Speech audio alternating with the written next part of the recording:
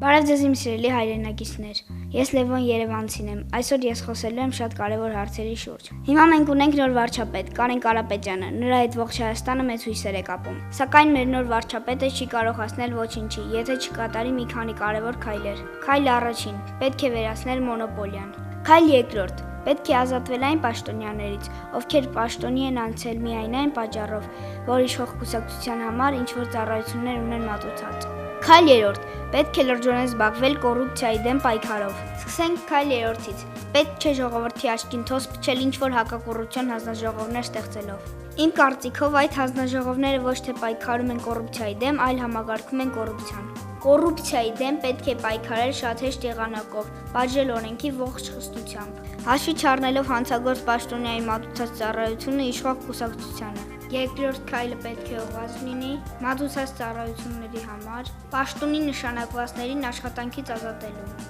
Այդ պաշտոնյաները ուղղակի չարիք են համակարգի համար։ Նրանց մեծ մասը ոչ միայն չեն համապատասխանում իրենց պաշտոններին, այլև իրենց դիրքերը չարաշահում են հարստություն դիզելու եւ իրենց հարազատների կատարած հանցագործությունները կոծկելու համար։ Եվ որևէ կերպ չեն նպաստում երկրի զարգացմանը, այլ հակառակը։ Եվ վերջապես իմ կարծիքով ամենակարևոր քայլն առաջինն է։ Պետք է պայքարել մոնոպոլիաների դեմ։ Ոչ մեկի համար գաղտնիք չէ, որ շատ ապրանքներ Հայաստան կարող են բերել կոնկրետ մարդիկ։ Օրինակ, բանան, նարինջ Հայաստան է բերում նախկին հարկադիր կատարող, օֆշորային սկանդալներով հայտնի Միհրան Պողոսյանը։ Ալյուր, շաքարավազ եւ շատ այլ ապրանքներ Հայաստան է ներմուծում մեր շատ սիրելի Սամվել Բարերարը։ Բենզինը ներկրում են 3 ընկերություններ, որոնց ղեկավարները Սերժ Սարգսյանի ընկերական շրջապատից են։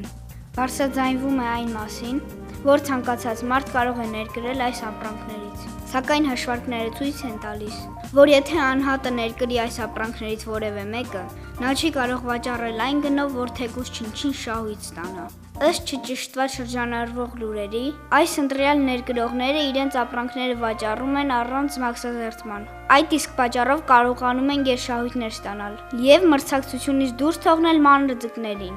Այս երևույթի պատճառով մեծ փողեր չեն մտնում բյուջե։ Պետք է լուծել այդ արտոնյանների հարցերը ու նրանցից բռնագանձել այս տարիների թաքցրած հարկերը։ Եվ որ ամենակարևորն է, աշխատեք թափանցիկ, որ լինեք հայաստանցիների սիրելին։